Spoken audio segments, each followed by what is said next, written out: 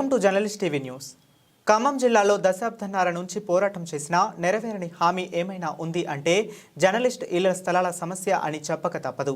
2007 నుండి ఇళ్ల స్థలాల కోసం అలుపెరగని పోరాటం చేసి జర్నలిస్టులు అలసిపోయారు తప్ప జాగా మాత్రం దరిచేరలేదు. 3 దశాబ్దాల నుండి మీడియాలో పనిచేస్తున్న విలేకరులకు మొండి చేయి ఎదురవుతుంది. 2023లో కార్యరూపం దాల్చుతుందని అనుకున్న సమయంలో ఎన్నికల రూపంలో అవాంతరాలు అదృష్టానికి అడ్డంగా నిలిచాయి. సాక్షాత్తు ఆనాటి ముఖ్యమంత్రి కేసీఆర్ సభాముఖంగా జర్నలిస్ట్ ఇళ్ల స్థలాల సమస్య స్పీడ్ అందుకోలేదు. ఖమ్మం జిల్లాలో జర్నలిస్టులకు ఇళ్ల స్థలాలు ఇస్తే రాష్ట్రంలో ఉన్న అన్ని జిల్లాలు మీడియా ప్రతినిధులు వ్యతిరేకం అవుతారని నత్తకు పోటీపడి అధికారులు నడక ప్రారంభించారు. తీరా ఎన్నికలు పూర్తి అయిన తరువాత సొసైటీ ఏర్పాటు అంతా గులాబీ నేత కనుసన్నల్లో అయినందున మార్పు అనివార్యంగా మారింది. అయినా తగ్గేదేలే అని పాత సొసైటీ నాయకులు తమ ఆస్తులు ఎక్కడ పోతాయో అని అంటిపెట్టుకుని సాగతీసి ఆశాంతం మేము అంటూ 6 నెలలు సమయాన్ని వృధా చేశారు. సమస్య పరిష్కారం అవుతుందన్న ఆశలు కొనసాగుతుండగానే అత్యున్నత న్యాయస్థానం ఇచ్చిన తీర్పు జర్నలిస్టుల ఇళ్ల సమస్య మళ్ళీ ఎక్కడ వేసిన గొంగలి అక్కడే అన్న చందంగా తయారైంది. జర్నలిస్టుల ఇళ్ల సమస్యకు పరిష్కారం కోసం స్థల కేటాయింపులు ఎప్పుడు జరిగాయి, ఎందుకు ఆలస్యం అయిందో ఆ తెరచాటు నేతలకే తెలియాలి. ఎవరేం చేసినా జర్నలిజాన్ని నమ్ముకొని జాగా కోసం ఎదురు చూస్తున్న కలం యోధుల కలగానే మిగలనుందా? తప్పెవరిది? Journalist TV CEO Mareddy Nagender Reddy విశ్లేషణ. మనం చిన్నప్పుడు పిల్లలతో అంటే మన తోటి స్నేహితులతో ఆడుకున్న అంశాన్ని ఒక్కసారి గుర్తు తీసుకోండి. ఎంతెంత దూరం కొంచెం దూరం, ఎంతెంత దూరం కొంచెం దూరం అంటూ మన చిన్నప్పుడు ఆడుకున్న అంశం తిరిగి ఈ వయసుకు వచ్చినా కూడా గుర్తు చేసుకోవాల్సిన అవసరం వస్తుందంటే మన పనితీరు ఎలా ఉందో ఒకసారి అర్థం చేసుకోవచ్చు. ఎందుకంటే జర్నలిస్టు ఇళ్ల స్థలాల సమస్య ఎంతెంత దూరం ఇంకొంచెం దూరం, ఎంతెంత దూరం ఇంకొంచెం దూరం అన్నట్టుగానే అంటే దరిదాపులలో ఒక 20 సంవత్సరాల నుంచి 25 సంవత్సరాల నుంచి అలాగే సాగతీత ధోరణి కొనసాగుతుంది తప్ప ఎక్కడ కూడా దానికి సంబంధించిన అడుగులు మొత్తం అనుకున్న విధంగా మనస్ఫూర్తిగా ముందుకు వెళ్ళకపోవడం అనేది నిజంగా ఒక రకంగా బాధాకరం, మరో రకంగా దౌర్భాగ్యం చెప్పవచ్చు. 2014 రాష్ట్ర విభజనకు ముందు తెలంగాణ రాష్ట్రంలోనే ఖమ్మం జిల్లా ముందుండి ఇండ్ల స్థలాల సమస్యల సాధన కోసం విశేషంగా పోరాడింది.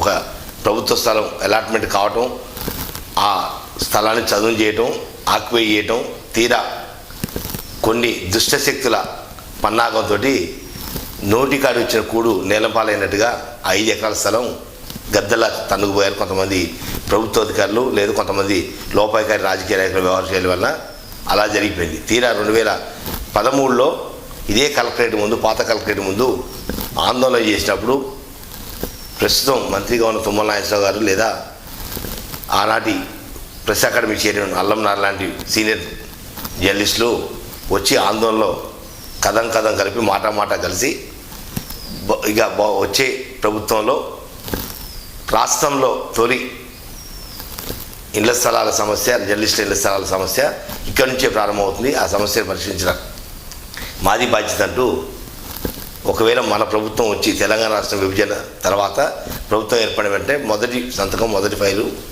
మొదటి జర్నలిస్టుల సమస్య పరిష్కారం కోసం ముందడుగు వేస్తామంటూ ఆ రోజు స్పష్టమైన హామీ ఇచ్చాను.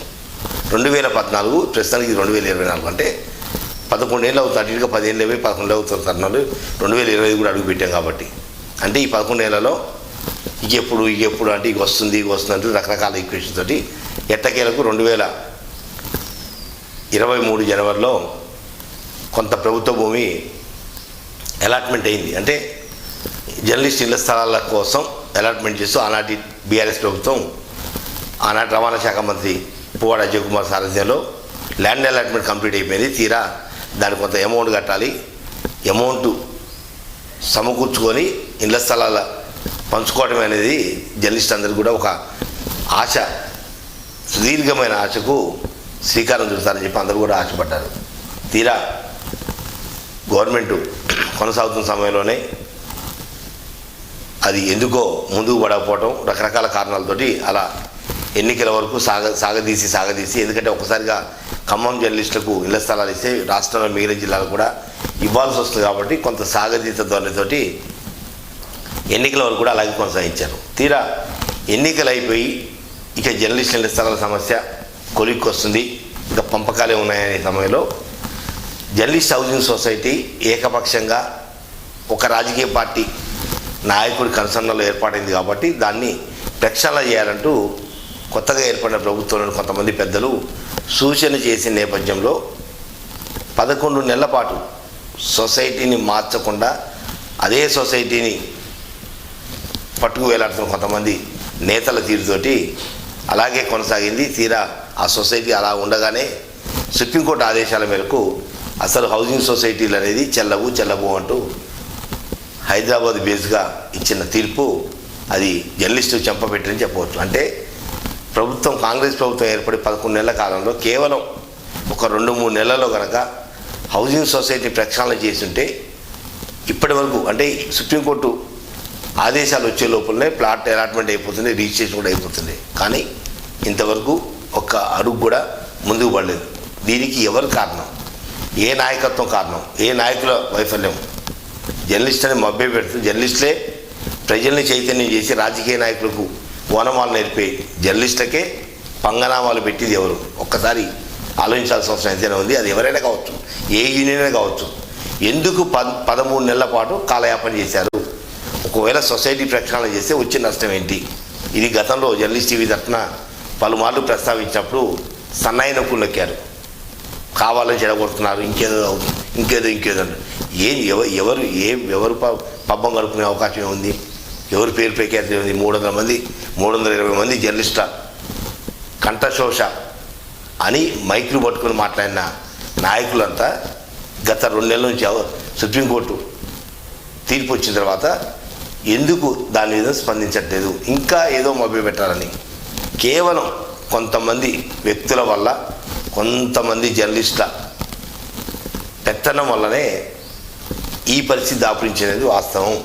320 మంది కంఠశోష, 320 మంది జర్నలిస్టుల బాధ మూటగట్టుకున్నారు తప్ప నిజంగా సమస్య పరిష్కారం కావాలంటే ఎవరుంటే ఏముంది?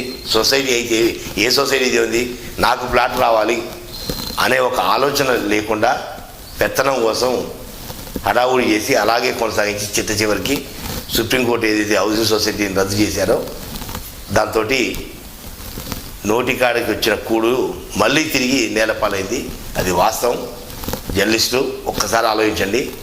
మన సమస్యను మనమే కొనసాగించుకుంటున్నాం తప్ప మన సమస్యను మనం పరీక్షించుకునే స్థాయిలో ఉన్నా మనం పరీక్షించుకోలేకపోతున్నాం.